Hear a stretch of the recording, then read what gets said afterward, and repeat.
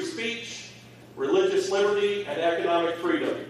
His unwavering commitment to put America first has earned him the endorsement of President Donald J. Trump, who called Vivek something special as a leader for the future of our movement. Ohio needs a bold, fearless leader, someone who will defend our families, protect our freedoms, and put Ohio first. That's exactly what Vivek is ready to do. So please join me in welcoming a true conservative fighter, a man of action, and the next governor of the state of Ohio, Vivek Ramaswamy.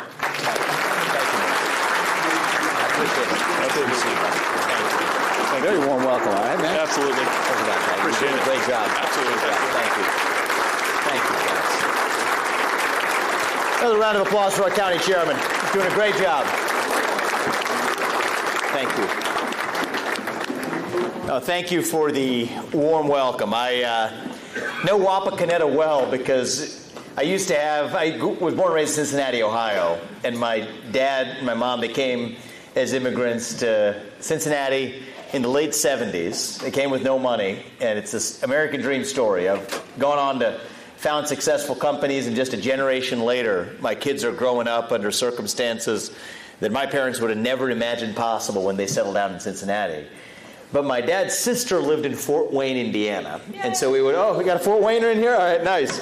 So I spent every Thanksgiving, not kidding, we didn't miss one, all the way, at least till I was 19, from the year I was born, in Fort Wayne, Indiana. We would have the whole family, extended family through the Midwest that would convene there. We'd take I-75 up, and right predictably, when kids get tired on a drive from Cincinnati to Fort Wayne, the place we make the stop was at the Pizza Hut in Wapakoneta, right off I-75. You guys remember that one? It's the stuff of lore in my childhood memory. You had the buffet, you got the salad bar buffet, you got the pizza buffet. And so I was coming here today, and I was really looking forward to potentially visiting that old Pizza Hut. And what do we find out? It's been converted to a Dunkin' Donuts. So, and it's funny. We used to, on those long drives, we'd ask my dad, "Why on earth would you come halfway around the world from a village in southern India to Cincinnati, Ohio? What made you think of that, of all places?" He said, well, he had to find a job that was close to his sister who lived in Fort Wayne, and they wanted to be close to each other. And the place he found the great job was able to get an education at University of Cincinnati while working was at GE in Evendale, Ohio. So I said, okay, well, that's fine. But then why did she move halfway around the world to Fort Wayne, Indiana? And the family joke was it's the only U.S. state with the word India contained in the name of the state. So take that for what it's worth. I don't know. You're from Fort Wayne as well. Well, it's great to be here, guys, and I want to talk tonight about how we're going to take our state to the next level. Not just how we're going to be one of the better states in the Midwest, because frankly, we are one of the better states in the Midwest. I respect the people who came before me. I respect the administrations that have governed the state before me. They've done a lot of great things. We're not California, okay? We don't need to do a U-turn. California's got issues. That's not our problem right now to solve tonight. But what I want to lead Ohio to be is not just one of the better states in our region. I want to lead Ohio to be the best state in the country when it comes to giving our kids a world-class education, creating opportunity for them to live the American dream in the same way that I did, for them to generate wealth and keep wealth in this state, and to drive a population boom of a kind we haven't seen since the first industrial revolution. That's what I want for our state. That's what we're going to talk about tonight. Look at where we're sitting right now. Not far from where Neil Armstrong grew up. It wasn't that long ago. You think about what gives the self-confidence to a young man like Neil Armstrong, growing up in Wapakoneta, Ohio, to say that I'm going to go not just to the skies. That's what the Wright brothers did, growing up in Ohio as well. They grew up in Dayton. He says, no, it's not just the blue skies we can see. I'm going to go to the skies we can't see, to the outer frontiers of outer space, and be the first man in human history to walk on the moon, born and raised right where we are today. What gives a kid that sense of self-confidence? It's growing up in a state that was at the frontier of the nation. That's who we are. That is our heritage as Ohioans. That's what we're going to talk about tonight. Now, we live in a special moment right now in American history. We do. It is a 1776 kind of moment, kind of energy in the country. That doesn't mean everything goes smoothly day to day. But it means that there's going to be a creative disruption. That's what it's required to recreate in the nation. That's the mandate we delivered as voters when we sent Donald Trump back to the White House last November. And by the way, thank you for sending him and making him the 47th President of the United States. We are rooting for his success every day. Thank you. And we got it right in November for the country. It was a crossroads for the future of America. We came out on the right side of that. Now, if you ask me, I'm actually as optimistic as I have ever been for the future of our country. I do believe that we're on the cusp of a new golden age, a revival of conviction, on the cusp of a renaissance for the United States of America, a revival of conviction in what it means to be an American. What does it mean to be an American in the year 2025? To me, it means we believe in the ideals of 1776, ideals like meritocracy and hard work and the pursuit of excellence, that you get ahead in this country not on the color of your skin, but on the content of your character and your contributions. That's why we're done with the woke DEI regime and the quota systems and affirmative action. It's behind us. Now we're back to merit in the United States of America, and we're proud of it, and we stand for it. That's who we are. What does it mean to be American? It means we stand for the rule of law in our country. And I say this as the proud son of legal immigrants to this country. That means your first act of entering this country cannot break the law. And that is why, if we've had the largest influx of illegals into this country in American history, then it stands to reason we need to have the largest mass deportation in American history. That's not racist, that's not xenophobic, that is what it means to stand for the rule of law in the United States of America. That is who we are, and that is a principle that our nation was founded on. It means the people we elect to run the government ought to be the ones who actually make the laws, not unelected bureaucrats in the deep state of Washington, D.C., or for that matter, Columbus, Ohio. Self-governance, that's what this nation was founded on. It means we believe in free speech and open debate. It means that you get to express your mind in the open as long as I get to in return. And at our best, you know what? We could still get together at the dinner table at the end of it. That's the Cincinnati, Ohio that I grew up in. That's the culture so many of us grew up in that we need to bring back to this country.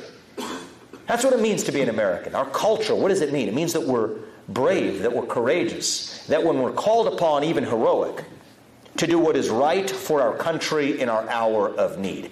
That's what our founding fathers fought for. That's what we're bringing back in the United States of America. But this isn't a one-man job. And it's not just going to be done in Washington, D.C. If we're going to save this country, it's going to be because all of us step up and play our roles to save ourselves. And that starts with the states. Look at what happened with the Department of Education in the last month, which I think is pretty good, actually. We shut down the Department of Education. We started that process to send it back to the states and to the people where it belongs. But that's the first step. That's the first step. Now it falls on the shoulders of us at the level of the states to actually get the job done. So while Donald Trump is reviving our conviction in America, we need a leader here at home who revives our conviction in Ohio. And that's why I'm in this. I'm in this because of gratitude. This state and this country allowed me to live an American dream that my parents would have never imagined when they came here 45 years ago, when we were making those drives from Cincinnati to Fort Wayne. They would have never imagined that their son would found multi-billion-dollar companies and become the youngest person in U.S. history to run for president as a Republican. That's only possible in the United States. It's an extraordinary story, but the most extraordinary part of it is that it's totally not that unusual in the United States of America. This is the country where that story is in every way normal. That's what makes America great, and that's what we need to revive. And I want Ohio to be the state that leads our nation back to greatness. The top state in the country to raise a young family, to give your kids a world-class education, to give our kids the tools to see themselves not as victims but as victors. The state where we lead in the sectors of the future, from aerospace to semiconductors to AI.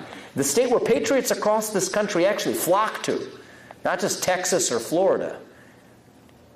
How could Ohio be that state? I would remind you that it wasn't long ago that Ohio actually was that state in America. There's a lot of young people, on the internet today. They make these memes. They like to make fun of, it's meaningless stuff on TikTok. But if there's something's old or out of touch, long ago, that people weren't making fun of Ohio. They were aspiring to be Ohio. See, at the turn of the last century, we were actually the wealthiest state in the Union, the third most populous state in America. The pioneers, the explorers, the frontier of the Industrial Revolution, we led it. Even in the 1950s, it's not that long ago in the scheme of things. In the 1950s, 6 of the top 15 wealthiest cities in America were right here in Ohio. Toledo was the glass capital of the world. Akron was the rubber capital. Youngstown and Cleveland led the way in steel. Dayton in computing power for the Industrial Revolution. My hometown of Cincinnati was known around the world as the Queen City, the consumer products capital of the West. Porkopolis is what they called us, powering the food supply chain. That's who we were, the explorers, a frontier state before there was a frontier, when Thomas Jefferson admitted us to the Union as the only state Jefferson admitted in 1803. That's our heritage, it's our identity, it's who we've always been. The state where Neil Armstrong and John Glenn were able to grow up with that self-confidence to achieve the impossible, the state of the Wright brothers. We were the state of excellence in America. And we can be that state again, because if you think about it, we have every natural advantage that we did the first time around. The same natural resources underneath our ground, including oil and gas and coal. The same geographic position, same Erie Canal to New York City, same Ohio River to the Mississippi, the same fertile farmland, the same hard work ethic and population of workers who comprise, I think, some of the hardest workers known in our country. 60% of North America's population